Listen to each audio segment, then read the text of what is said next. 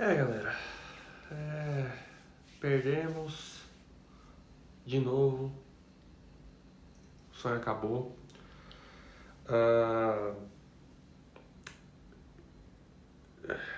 Cara, que merda, hein? Bom, o Palmeiras veio com uma proposta totalmente diferente, né, do que tinha sido nos outros jogos, né? Era um jogo que o Palmeiras não era favorito, mas não acho que o Abel errou, né, na escalação, né? Depois que o jogo acabou, a gente começa a pensar no que poderia ser feito, se tivesse defendido tal bola, se tivesse começado com a postura diferente. Mas, cara, é isso, futebol é isso e às vezes, né, você é punido pelas decisões que você toma, né? Não acho que foi de todo ruim a escalação do Abel, eu só acho que o plano não funcionou, né, da forma como ele tinha pensado. Se com o Gomes, o Murilo e o Piquerez no time titular jogando, já ia ser difícil pra caramba, mesmo o Chelsea não sendo hoje um dos tops da Europa. Sem ele, ainda mais com o Vanderlan, já ia ser mais difícil ainda. Não tô culpando ninguém. Eu acho que o Vanderlan, dentro do que ele pode oferecer, né? Ele não. A gente, como torcida, a gente sabe que a gente tinha uma expectativa muito grande no Vanderlan e que quando ele teve chances, né, de mostrar o futebol, ele acabou não sanando essas expectativas. Mikael estava sobrecarregado por conta do lado esquerdo. O Facundo, que entrou do lado esquerdo, não estava conseguindo, né, acompanhar. Eu falei no vídeo, né, da série A Caminhada Alviverde, que infelizmente chegou ao seu final, né, que existia uma passagem dos dois corredores, tanto com o Cucurella, tanto com o Malo Gusto, e o Malo Gusto e o Pedro Neto fizeram um inferno na defesa do Palmeiras do lado esquerdo. Tanto que o Mikael ele tinha que sair porque estava sobrecarregado. E aí sempre sobrava um. Quando não sobrava o Pedro Neto, sobrava o Malo Gusto. Quando não sobrava o Malo Gusto, sobrava o Cole Palmer. E é nisso que sai o primeiro gol do Palmeiras. Ou do Palmeiras não, do Chelsea. E cara, saiu barato, porque era pro Palmeiras ter ido pro intervalo com uns 2-3-0. Teve uma bola que sobrou no Nkunku, que ele não costuma perder, não costuma bater daquele jeito, né? Teve um outro chute do Cole Palmer. Então, teve umas bolas na área que o Bruno Fux, pra mim o Bruno Fux foi um dos melhores jogadores dessa partida. O cara deu o sangue, deu a vida ali pra defender o Palmeiras, porque até mesmo ele sabia que era muito complicado. Como eu falei, a gente tava sem, dos nossos 4 pilares defensivos, a gente tava sem 3, né? Mas, bom, é isso. O Palmeiras entra em campo com fazendo um 4-2-3-1, né? Aí vem com o Giai, que fez uma ótima partida. Fux, Mikael, Vanderlan. Na frente, Emiliano Martinez e Richard Rios. E aí faz uma linha de 3 na frente, só que os dois meias, supostamente, eles deveriam apoiar os laterais para impedir justamente a passagem desses corredores, fosse do Cucurella, fosse do Malo Gusto. E aí foi o Facundo na esquerda e o Alan na direita. Matheus, teria feito ao contrário. Eu teria feito o Alan na esquerda para apoiar o Vanderlan, até porque eu acho o Alan mais rápido, né? Então, se fosse ter uma explosão de contra-ataque pela esquerda, faria mais sentido o Alan, e o Felipe Anderson do lado direito. E aí a gente entra num questionamento, antes da gente continuar a falar do jogo, a gente entra num questionamento.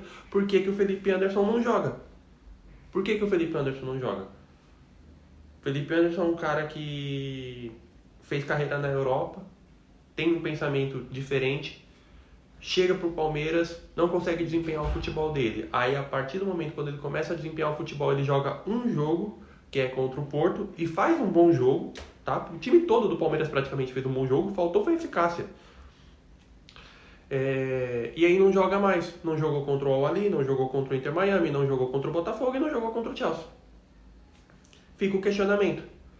Será que agora com a saída do Estevão, que foi o último jogo dele, será que com a saída do Paulinho, que vai ter mais uma pausa para recuperar a sua lesão, será que o Felipe Anderson vai jogar finalmente? Aí fica o questionamento.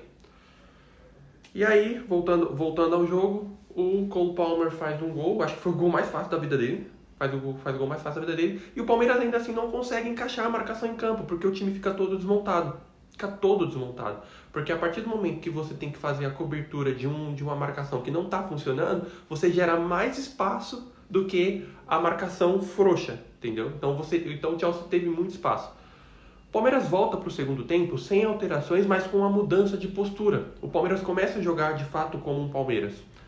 E a partir daí vem o gol do Estevão, que apareceu, né, para um jogo grande, né?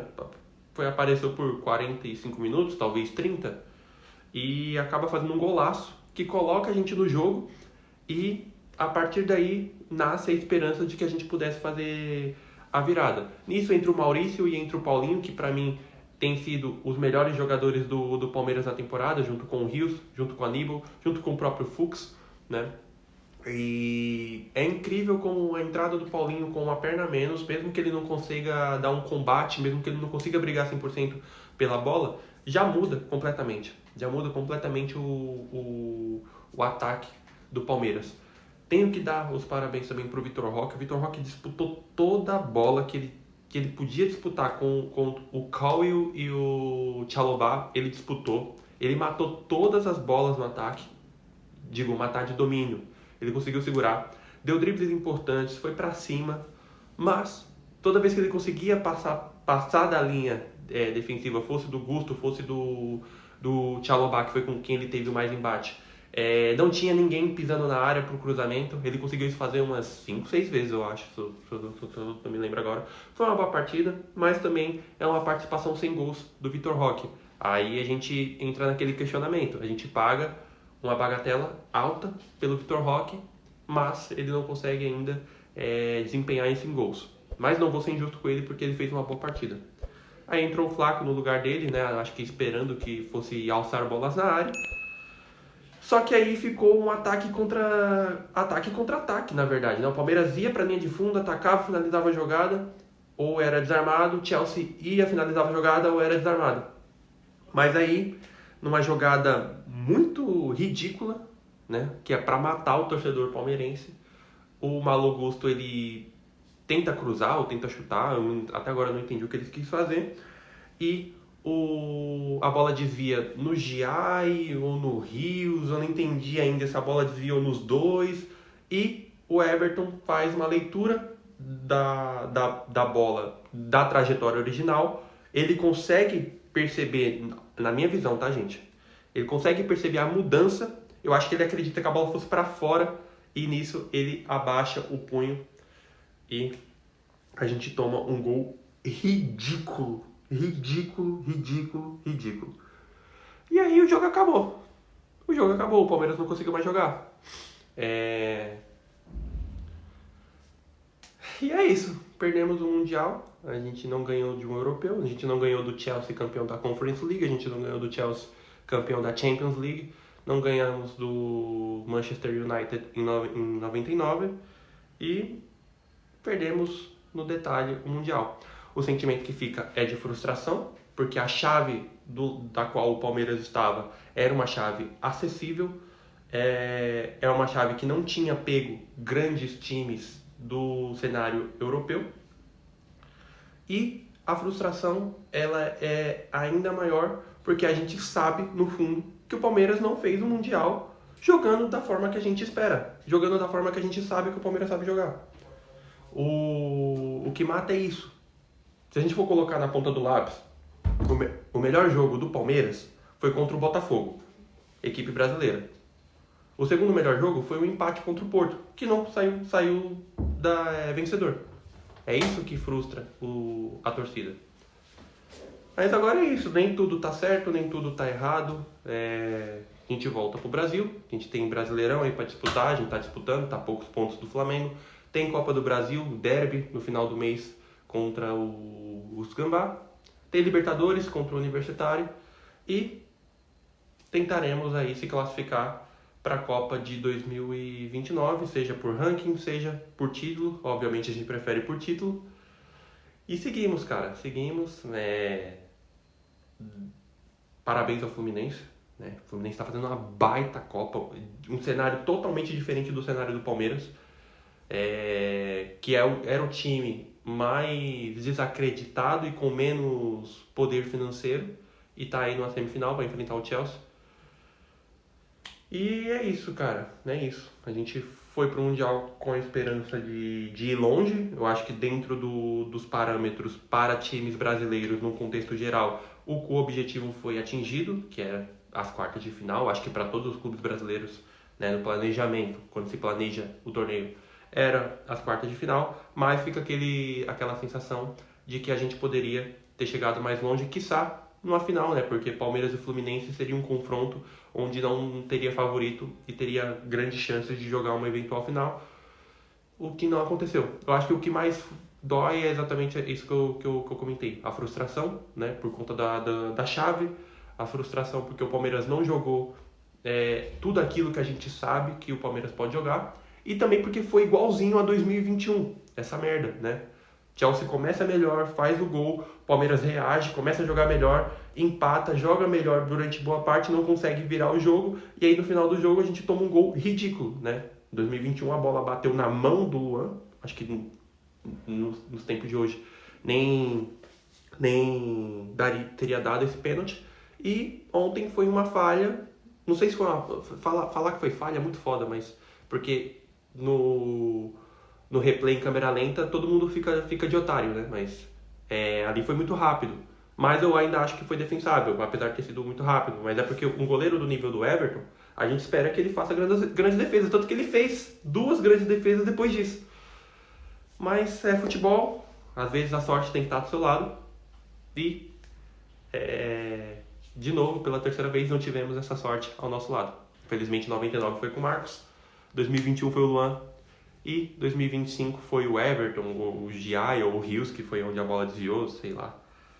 E é isso, gente. É isso.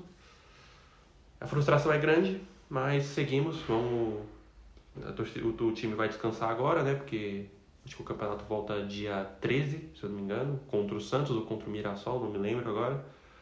E seguiremos. Seguiremos porque os campeonatos passam, os jogadores vêm, os jogadores vão. E eu acho que vai muitos jogadores agora para o segundo semestre. Eu acho que Rios, Giai, Piquerez correm risco aí de sair, sim, né? Confirmado, a gente já tem a saída do Estevão pro Chelsea, a do Paulinho pro DM. E é isso, seguimos. O Palmeiras fica. A gente vai ficar frustrado aí por um bom tempo. Mas temos time para buscar um título esse ano e vamos disputar dentro daquilo que for possível. Eu acho que o momento agora o que não pode acontecer é desmoronar todo o trabalho que estava sendo feito, porque, como eu falei, tem coisas que estão certas, tem coisas que estão erradas, mas nem tudo está certo, nem tudo está errado, então não dá para ficar não é nem generalizando, mas ser extremo nas coisas, tá certo? Muito obrigado a todo mundo que assistiu e avante palestra.